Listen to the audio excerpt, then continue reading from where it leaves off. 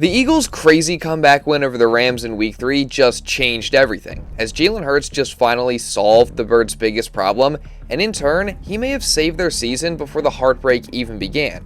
Meanwhile, A.J. Brown sent a strong message to Kevin Patullo that Eagles fans will love, while Jordan Davis just had the game of his life. So let's talk about that and everything else from Philly's wild win over LA starting right now. When I tell you that that might be the most insane Eagles game that I've watched in a very long time, that's probably an understatement. I mean, this game was an absolute roller coaster, to say the least. I can't tell you guys how pissed off I was in that first half with how horrible the offense looked, and then how hyped I was when Jalen Hurts took over, the offense changed, A.J. Brown and DeVonta Smith came alive, and of course, when the big man Jordan Davis made the game-winning play, blocking the Rams' game-winning field goal attempt, and then scooping and scoring with no time left. I mean, it truly was an insane victory for the Eagles, who are now 3-0 to start the season, and 19-1 in their last 20 games. And after winning a tough game like that against a really good opponent in the Rams, it's pretty clear that this Philly team is tough, they're resilient, and most of all, they know how to win. My thing was just the fight that we had, that fight in that team, the drive, the hunger that they had, not being down, not being out of the game, fighting to the very end, clawing to the very end. I think that was something that when that hit me and I seen everybody, I was just like, man, what a way to end the game. We won the game.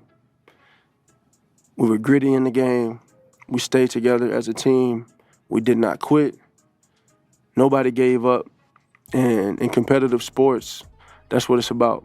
And I'm very proud of that. Just the way Sirianni leads us, I don't think we'll ever pack it in and give up. We're going to fight till the very end.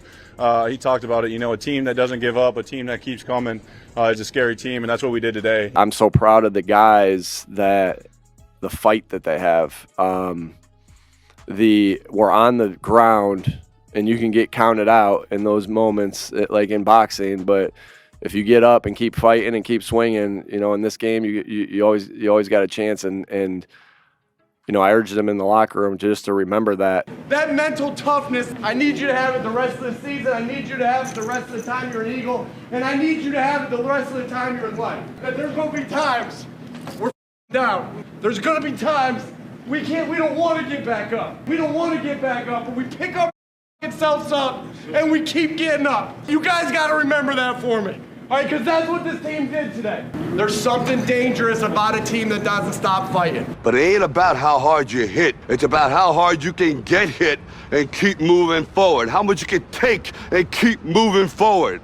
That's how winning is done. Yeah, I mean, there's no question about it. This Eagles team is unbelievably tough. And sure, the Eagles have a lot to clean up. They have a lot to learn from. But it's always better to learn from a win than a loss. And man, this win was huge. I mean, again, the Rams are a great team, and there's a solid chance that the Eagles could see them down the road in the playoffs, so to get a tough win over them early in the season to start 3-0 is definitely big time, especially since come playoff time, this win could mean a lot for seeding, and could maybe even be the difference between the Eagles being at home or being on the road. Not to mention that, again, this is the Eagles' 19th win in their last 20 games.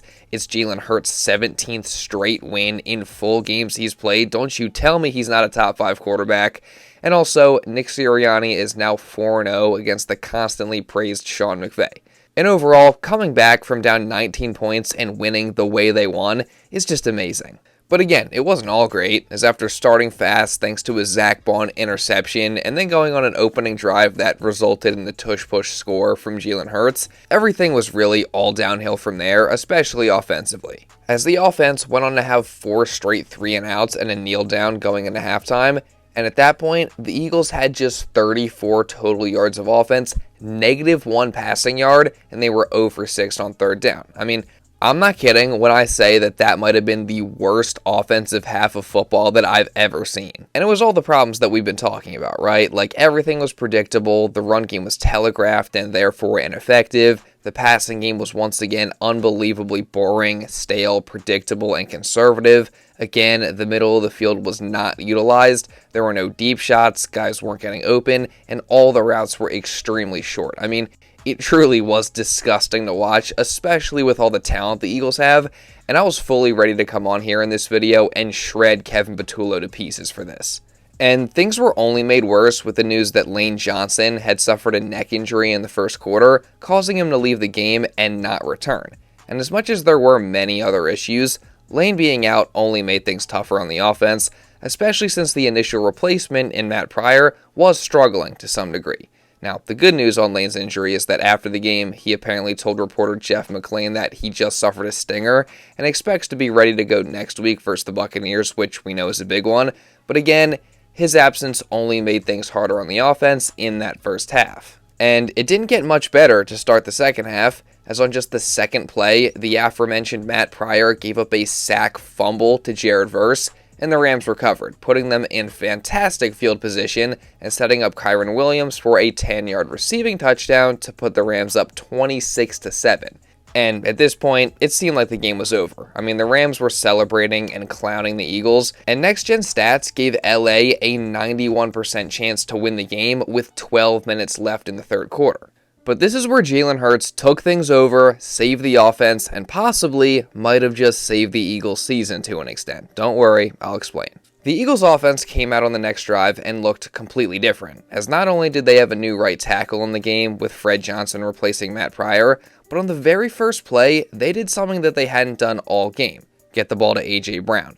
And this simple 8-yard completion and the reaction from the crowd not only got A.J. going, according to the wide receiver one himself, but as Nick Sirianni said after the game, it also got the entire offense going, as the Birds decided to use some tempo and go no huddle, and a few plays later, Hurts and AJ connected again on this beautiful throw and near one-handed catch for a gain of 38 yards. I mean, crazy what happens when you actually throw AJ Brown the ball. And then the play after that, Jalen Hurts hit Dallas Goedert up the seam in the middle of the field for a 33-yard touchdown. What is going on? I mean, when I tell you guys that I could not believe what I was watching, like, all I could think at that point was, where did that come from? Like, a deep shot to A.J. Brown? A deep throw in the middle of the field to exploit the zone coverage that we've seen for 3 weeks straight now? Crazy concept, right? I mean, runs out of the shotgun, like, am I dreaming? Is this real? Like, it seems so obvious, but we hadn't seen it all season, so it was such a relief to see them finally make some of these changes, and it got them right back into this game. And Jalen Hurts was fired up about it for good reason, and he and the offense continued that momentum into their next drive as a nice 3rd and 10 conversion to DeVonta Smith over the middle, by the way, and a few more nice runs out of the shotgun, by the way, helped them march downfield, and they capped it off with A.J. Brown's first touchdown of the season, as he caught this fade pass over a flopping Rams defensive back to pull the score to 26-21. And, you know, a ton of people deserve credit, but I do want to spotlight A.J. Brown because for the first 2.5 games of the season, nobody had more of a right to be frustrated than A.J. did. Yet, he never complained, he handled all the questions with class, and when his number was finally called in this game, he showed up big time, as he finished the game with 6 catches for 109 yards, and of course, this one touchdown, all coming in the second half. And he's the guy that jump-started the offense, and some of these plays he had were huge conversions at crucial times. So it goes without saying, but hopefully, moving forward, there's more instances of getting A.J. Brown the ball than not. What was the biggest difference in that passing game in the second half? I don't mean this in a negative way, but we just got the ball, you know, and I think it's that simple, you know, and we just made plays and kept the momentum going, you know. Now, as much credit as I'm giving to A.J. Brown and Jalen Hurts and the offense for turning things around, I also got to show some love to the defense, because if not for them holding the Rams to field goals in the first half and shutting them down in the second half, this would not have been a close game, even after those 2 scores by the Eagles. Now, was it perfect? No. I mean, they definitely got lucky a few times. They weren't great against the run in that first half. Puka Nacua was balling out against everybody. And Davante Adams' 44-yard touchdown over Reed Blankenship was also pretty unfortunate. Now, I will say, definitely an uncalled push-off by Adams there, although Reed still did get beat.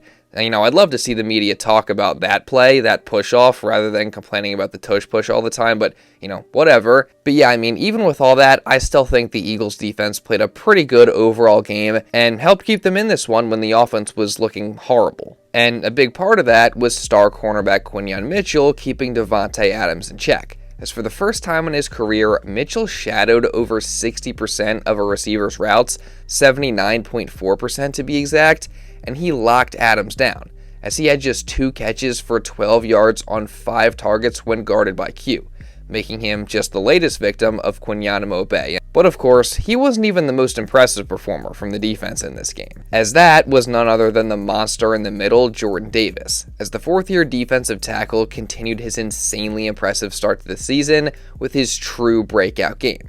I mean, look at this stat line. 1 forced turnover on downs, obviously the blocked field goal and scoop and score to seal it, which we'll get to later, 5 tackles, a sack, a tackle for loss, and a QB hit. I mean, it truly was the Jordan Davis game. And that play at the end will obviously get all the attention, but he made crucial defensive plays too, whether it was to chase down Matt Stafford for the sack, which then led to the A.J. Brown score, or it was the 4th down stop that he had as he absolutely blew up Kyren Williams in the backfield on 4th and 1 to get the ball back to the Birds offense. Oh, and we can't forget about Jalen Carter either, as he got in on the 4th down stop as well, and a drive later, after the Eagles offense also got stopped on 4th down, JC made a game-changing play, as he blocked a Rams field goal to keep the score 26-21 with 8 minutes and 42 seconds left to go in the game, and got the ball back to the Eagles offense. And from there, Jalen Hurts proceeded to remind us why he's a top 5 quarterback in this game and just how clutch he is, as he led the offense on a long drive that was jump-started by a 25-yard gain from A.J. Brown on 3rd and 10, where he outmuscled defenders and ran for big yards after the catch. Again, heck of a play by him. Then Hurts gained 11 yards on a designed quarterback run, which was very nice to see after we hadn't seen that for the first 2.5 games of the season. And then he later hit DeVonta Smith for 10 yards and again had a huge conversion to A.J. Brown for 23 yards on 3rd and 10 with more nice yards after the catch from A.J. there. And eventually, this drive all culminated on 4th and goal as Jalen Hurts hit DeVonta Smith from 4 yards out for the touchdown to finally pull ahead 27-26. So again, what a clutch drive by Jalen Hurts in the offense. And again, when I say Jalen Hurts might have saved the Eagles season in the early stages, I mean that. Like guys, it's no secret that this offense looked lost through the first 2.5 games of the season, and if things didn't change, I think it's pretty obvious that we were potentially headed for another 2023 situation. And we obviously all know how that ended, but in that second half, it's clear that the Eagles made much needed drastic changes to the offense, and the biggest difference in what they were doing is that they simply took the training wheels off, and they put the game in Jalen Hurts' hands, and they let him start airing it out. And he delivered, as Hurts finished the game 21 for 32 on his throws with 226 passing yards, 3 passing touchdowns, a passer rating of 117, 40 rushing yards, and a rushing touchdown. And it's crazy. It's almost like the Eagles had a whole different playbook. I mean, all of a sudden, Hurts was targeting the middle of the field and throwing to the receivers on the outside and taking deep shots and throwing to the intermediate levels. I mean, there was rhythm, there was flow to the offense, all of which there was none of before that. Like, look at this passing chart from Hurts. Like, this looks a million times better than how it looked through the first 2 weeks of the season. So, you have to wonder what changed so quickly, and honestly, I think we got our answer from Hurts himself after the game. We're in that first half. We got to get out of this playing not to lose. We got to come out aggressive and play our game. I really don't think Jalen could have put it any more perfectly. I mean, through the first 2.5 games, Kevin Patullo and the Eagles were simply playing not to lose. They were calling the game scared and trying not to make mistakes. They were being super conservative, but in that second half, Jalen Hurts took control of the offense, and you can see him here on the sideline, getting animated in this conversation with Kevin Patullo after the AJ touchdown. Like, this is not confirmed, but I feel like it's only fair to think that Jalen probably told the coaches to just open up the playbook, take some chances, and he probably had a huge hand in the specific plays and play calls that were run during the comeback. And as much as we don't want to say it, you also got to give credit to Kevin Patullo and whoever else for actually making those changes. And one of those changes was also to put Fred Johnson in the game at right tackle, and I know he kind of gets overshadowed, but he was huge as well, and a big part of the turnaround, so he deserves a ton of credit as well.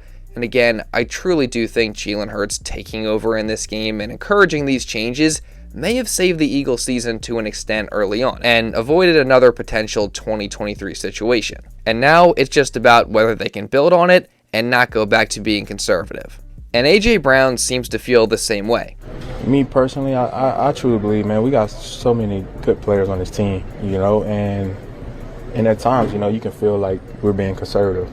and I don't think it should be like that. You know, I think it should, you know, let your killers do their thing. You know, and play fast and play aggressive. I'm not saying that we haven't been, but you know, me personally, that's what I would like. You know, obviously we're gonna run the ball and we're gonna set up the run off the pass and the pass off the run. But you know, we have a lot of good players, and I feel like you should just let us go. You know, so it shouldn't be like that. Yeah, I don't want to say that A.J. Brown called out the coaches or anything like that, because I feel like that has a negative connotation. And honestly, I think he's 100% right, and I'm glad he said it. I mean, this offense has way too much talent to play scared and to play not to lose. And if you just open up the playbook like they did in this game, good things clearly happen. So again, hopefully they learn from the mistakes, correct some things, and build on this offensive performance from the second half. But of course, the Hurts clutch touchdown to Smitty was not the end of the game, and in fact, the Rams drove right down the field and looked like they were about to win it for themselves on a field goal. But we all know what happened from there. Jordan Davis came up clutch once again and did the impossible by blocking the Rams' field goal again and then scooping the ball up and returning it all the way back for a touchdown. And the 6'6", 330-pounder reached top speeds of 18 miles per hour on this play, which makes an already insane play even more insane. Look, man, I ain't ran that fast as my 40, so but I'm glad I got a touchdown, man. We got special guest Jalen Hurts in the building. What's up? It's Maria. I knew you was gonna make a play, dog. Come on, man. No, you didn't. He ran 18 miles per hour, 18.59 to be exact. I'm sure he did. It turned on right when it was supposed to. When I saw you and Jalen Carter line up next together, I said, them Georgia boys about to make a play. I already knew. Game over. What else is there to say besides, I mean, what a play. What a player. What a game it was for Jordan Davis. I mean, this guy has become a star before our very eyes, and he's currently playing the best football of his life right now. And overall, they may still got some things to clean up, but what a win it was for the Philadelphia Eagles early in the season to move to 3-0, and now they got what seems to be their biggest challenge over the past few years coming up in the Tampa Bay Buccaneers. So you guys know I'm going to be covering all the news and storylines leading into that one, so if you don't want to miss anything, then make sure you guys subscribe and you turn on notifications. Trust me, again, you're not going to want to miss any of the Eagles coverage that I got coming over the rest of this season. And also leave a like down below because it really does help me out a ton. Let's see if we can get to at least 600 likes on today's video. And also hit the hype button. That's like a new thing that I guess YouTube has. I don't exactly know what it does, where it is, how it works, but I know it does help me out. So if you can figure it out, hit that button as well. And also leave a comment just giving me your thoughts on the Eagles win. Again, I'd love to hear all your guys' thoughts and opinions down in the comments below. And if you do want to watch another Eagles video, you can check this one out right here. And now with all that being said, that's pretty much all I got for this one, guys. So thank you all so much for watching, and I'll see you in the next video.